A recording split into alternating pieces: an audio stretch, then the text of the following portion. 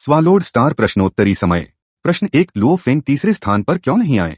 क्या आपने कभी सोचा है कि कई मुकाबलों में प्रतिस्पर्धा करने और वुका को हराने के बाद भी लुओ फेंग ने तीसरा स्थान क्यों नहीं प्राप्त किया और वुका से भी नीचे स्थान पर रहे? अब तक शीर्ष 10 प्रतिभागियों में से केवल बोलन को छोड़कर किसी के पास किसी अन्य प्रतिद्वंद्वी को 100% हराने की संभावना नहीं है। उदाहरण के लिए निकट युद्ध में वुका और लॉन्ग युन लगभग बराबरी पर हैं, लेकिन वुका लुओ फेंग से हार गई क्योंकि वह उसके करीब नहीं आ सकी। जब ताकत में अंतर महत्वपूर्ण नहीं होता है तो एक जेनेटिक योद्धा के लिए एक स्पिरिट मास्टर के करीब पहुंचना कठिन होता है। ऐसा इसलिए है क्योंकि एक योद्धा केवल मांसपेशियों की ताकत पर निर्भर रह सकता है ताकि प्रभावशाली गति में तेजी ला सके, जबकि एक स्पिरिट मास्टर आध्यात्मिक ऊर्जा का उपयोग कर सकता है और उड़ने वाले हथियारों के साथ संयुक्त रूप से मांसपेशियों की ताकत से कहीं अधिक गति में वृद्धि प्राप्त कर सकता है। जब योद्धा एक स्पिरिट मास्टर के करीब नहीं पहुंच सकता है तो उस पर प्रभावी हमला करना मुश्किल हो जाता है। इसके विपरीत एक स्पिरिट मास्टर दूरी से स्पिरिट हथियारों को नियंत्रित कर सकता है और योद्धा पर हमला कर सकता है। इसलिए यह स्वाभाविक है कि वुका लुओ फेंग के सामने असमर्थ हो जाए जब तक कि उसके पास लुओ फेंग के हमलों को रोकने की क्षमता न हो, जैसे लॉन्ग युन के पास है। लॉन्ग युन पृथ्वी के मौलिक नियम की घनी विशेषताओं का उपयोग करता है, जिसे स्थानिक क्षेत्र के साथ मिलाकर लुओ फेंग के स्पिरिट हथियारों के खिलाफ महत्वपूर्ण प्रतिरोध उत्पन्न करता है।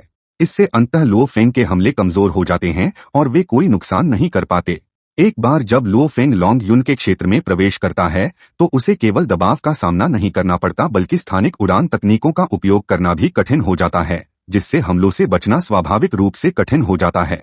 लुओ फेंग की जीतने का एकमात्र मौका है लॉन्ग युन के क्षेत्र के बाहर रहना और एक मजबूत चाल का उपयोग करना, जैसे स्काई पियर्सर हमला। हालांकि इतनी दूरी से स्काई पियर्सर का प्रदर्शन करना अत्यधिक आध्यात्मिक ऊर्जा की मांग करता है। वास्तव में लुओ फेंग अपने जीवन कोर से असीम आध्यात्मिक ऊर्जा प्राप्त कर सकता था, लेकिन आभासी ब्रह्मांड में उसकी आध्यात्मिक ऊर्जा एक सामान्य मनुष्य की तरह सीमित है। क्या इसका मतलब यह है कि लॉन्ग युन लुओ फेंग से अधिक मजबूत है? ऐसा नहीं है।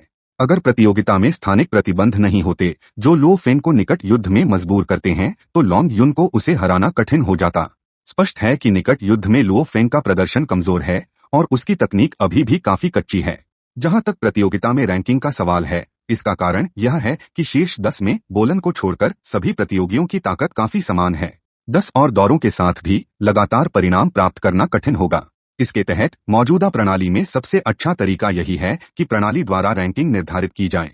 वास्तव में आभासी ब्रह्मांड का प्रबंधन एक ब्रह्मांड मास्टर स्तर की बुद्धिमान जीवन प्रक्रिया द्वारा किया जाता है, जिसकी गणना शक्ति बाबाटा से हजारों यहां तक कि लाखों गुना अधिक है।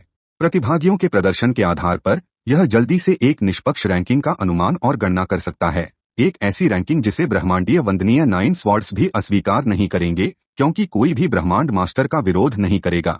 इसके अलावा ये रैंकिंग स्थायी नहीं है, क्योंकि प्रतिभाएं अपने कौशल में सुधार करके आभासी ब्रह्मांड कंपनी में अपनी स्थिति बढ़ा सकती हैं। इसके विपरीत अगर उनकी प्रगति धीमी होती है तो वे पीछे रह सकते हैं और पदावनत हो सकते हैं। प्रश्न 2, क्या लुओ फेंग अपने परिवार से मिल पाएंगे? एपिसोड 142 में यह सामने आया कि आरंभ ब्रह्मांड में समय की गति मौलिक ब्रह्मांड की तुलना में 3 गुना से अधिक धीमी है। इसका अर्थ है कि यदि लुओ फेंग आरंभ ब्रह्मांड में 30 वर्ष प्रशिक्षण में बिताते हैं तो पृथ्वी पर 100 वर्ष बीत चुके होंगे। इसके अलावा आभासी ब्रह्मांड कंपनी प्रतिभाओं के प्रशिक्षण को सख्ती से नियंत्रित करती है। उन्हें विशेष क्षेत्रों में प्रशिक्षित होना चाहिए और विभिन्न कठिनाइयों के कार्यों को पूरा करना चाहिए ताकि वे पुरस्कार अर्जित कर सकें। इस प्रणाली के तहत उनके पास अपनी गृह पर लौटने का कोई अवसर नहीं होता जब तक कि वे डोमेन मास्टर स्तर तक नहीं पहुंच जाते। सौभाग्य से वे अभी भी आभासी ब्रह्मांड में अपने परिवार के सदस्यों से मिल सकते हैं।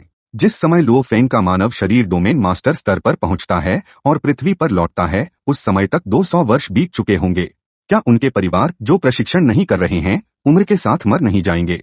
वास्तव में जब लुओ फेंग पृथ्वी छोड़ गए तो उनके बच्चे लुओ पिंग और लुओ हाई पहले ही प्लानेटरी स्तर तक पहुंच चुके थे। उनके लिए 1000 वर्ष जीवित रहना कोई समस्या नहीं थी। उनकी पत्नी शु शिन ने एक अनंत शरीर प्राप्त कर लिया था, जिससे उन्हें करोड़ों वर्षों का जीवन काल प्राप्त हो गया। अन्य परिवार के सदस्यों के मामले में लुओ फेंग भी उन्हें नहीं भूलेंगे। आखिरकार लुओ फेंग की ताकत प्राप्त करने की मूल मंशा अपने परिवार के लिए है। लुओ परिवार की संपत्ति के साथ उन्होंने उन्हें ब्रह्मांडीय स्तर तक पहुंचाने के लिए पर्याप्त संसाधन खर्च किए होंगे। इसलिए भले ही लुओ फेंग पृथ्वी से 10,000 वर्षों के लिए दूर रहें, वे अपने परिवार को खोने का दुख नहीं सहेंगे। प्रश्न 3, क्या कोई भी आत्मा का अधिग्रहण कर सकता है? आप सोच सकते हैं, अगर संसाधनों के माध्यम से ब्रह्मांड स्तर पर पहुंचना औसत शक्ति की ओर ले जाता है तो लो फेंग की तरह किसी अधिक शक्तिशाली नस्ल पर कब्जा क्यों नहीं कर लेते। वास्तव में सभी जीव आत्मा का अधिग्रहण नहीं कर सकते या उन पर कब्जा नहीं किया जा सकता। उदाहरण के लिए मोशा जाति ऊर्जा जीवन के रूप में चेतना तो रखती है, लेकिन आत्मा का अभाव रखती है। यद्यपि वे किसी भी प्रकार के आत्मा हमले से नहीं डरते हैं, वे आत्मा का अधिग्रहण करने में भी असमर्थ होते हैं। इसलिए मोशा जाति के लिए मजबूत बनने का एकमात्र तरीका साधना है। स्थान के मौलिक नियमों के प्रिय होने के कारण उनके स्थानिक गुप्त तकनीकों में उनकी उपलब्धियां निर्विवाद रूप से महत्वपूर्ण होती हैं। अपनी अंतर्निहित गुप्त तकनीक प्रतिकृति के साथ मोशा जाति एक शक्तिशाली जाति बन सकती है। इसलिए भले ही मोशा जाति आत्मा का अधिग्रहण करने में असमर्थ है, फिर भी वे कई अन्य जातियों पर हावी हो सकते हैं। वास्तव में आत्मा का अधिग्रहण उस क्रिया को संदर्भित करता है जिसमें लक्ष्य की आत्मा को नष्ट कर उसकी चेतना के समुद्र को अधिग्रहित किया जाता है।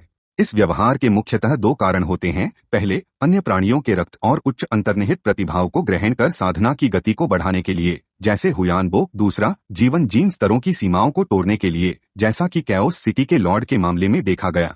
हालांकि इसमें जोखिम होता है। यदि चुना गया लक्ष्य बहुत शक्तिशाली है तो कब्जा करने वाला न केवल आसानी से हार सकता है बल्कि उसे मारा भी जा सकता है, जब तक कि उसके पास हुयानबो की तरह कुछ आत्मा चिन्ह न हो। इसलिए योद्धा आमतौर पर आत्मा के अधिग्रहण के लिए निचले स्तर के जीवन रूपों को लक्ष्य के रूप में चुनते हैं, लेकिन आवश्यकताएं कठोर होती हैं। किसी भी कारण से कब्जा करने वाला लक्ष्य के स्तर से 2 स्तर से अधिक नहीं हो सकता। उदाहरण के लिए, एक नवीन स्तरीय तारा योद्धा केवल 7वीं स्तरीय तारा योद्धा के रूप में एक जीव का कब्जा कर सकता है, क्योंकि भौतिक शरीर 2 स्तरों से अधिक मजबूत आत्माओं का समर्थन नहीं कर सकता। यदि एक नवीन स्तरीय तारा योद्धा बलात्कारी तरीके से 3री स्तरीय तारा योद्धा का कब्जा करता है, तो परिणाम यह होगा कि दूसरे का शरीर पहले की आत्मा का समर्थन नहीं कर पाएगा, जिससे शरीर का विस्फोट और मृत्यु हो जाएगी। यह ध्यान देने योग्य है कि एक बार कब्जा शुरू हो जाने पर आत्मा चेतना के समुद्र को छोड़ देती है, जिससे उसका पतन होता है। इसलिए कब्जा आधे रास्ते में नहीं छोड़ा जा सकता। जिस क्षण मूल शरीर का चेतना का समुद्र गिरता है, मूल शरीर बेकार हो जाता है। यदि कब्जा करने वाला लक्ष्य का परित्याग करता है, तो वे चेतना के समुद्र की सुरक्षा खो देंगे, जो अंतः ब्रह्मांड में आत्मा की विलुप्ति की ओर ले जाता है। चूंकि कब्जा आत्मा के माध्यम से होना चाहिए, इसका मतलब है कि अमरता प्राप्त या अधिग्रहण नहीं किया जा सकता। जिस क्षण एक विश्व मास्टर अमरता में करता है, उनका मांस धीरे धीरे एक दिव्य शरीर में परिवर्तित हो जाता है और आत्मा चिन्ह हर एक कोशिका में समाहित हो जाता है। हालांकि कब्जा करने के लिए लक्ष्य की आत्मा का पूर्ण विनाश आवश्यक है। जब एक अमर की आत्मा पूरी तरह से नष्ट हो जाती है, तो कोशिकाओं के भीतर के आत्मा चिन्ह भी टूट जाते हैं, जिससे दिव्य शरीर का उपयोग करना असंभव हो जाता है। यह हुयानबो की मृत्यु का कारण है।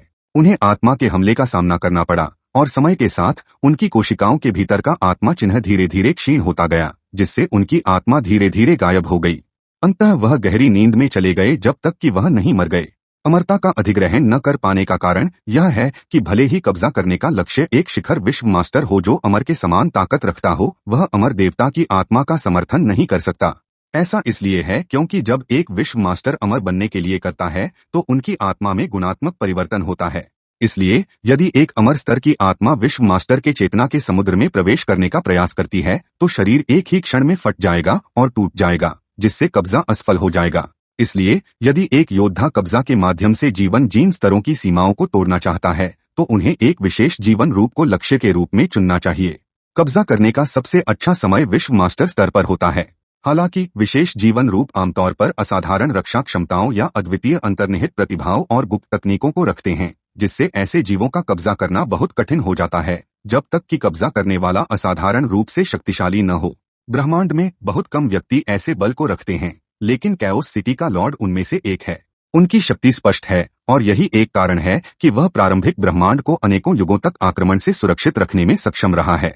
हालांकि यदि एक शक्तिशाली सहयोगी सहायता देने को तैयार है, जैसे कि कब्जा लक्ष्य की आत्मा को कमजोर करना या गुप्त तकनीकों के माध्यम से कब्जा करने वाले की आत्मा स्तर को अस्थायी रूप से बढ़ाना, तो कब्जा करने के जोखिम को बहुत कम किया जा सकता है। उदाहरण के लिए, शुशिन ने लुओ फेंग की मदद से सफलतापूर्वक अन्य जीवों का कब्जा किया।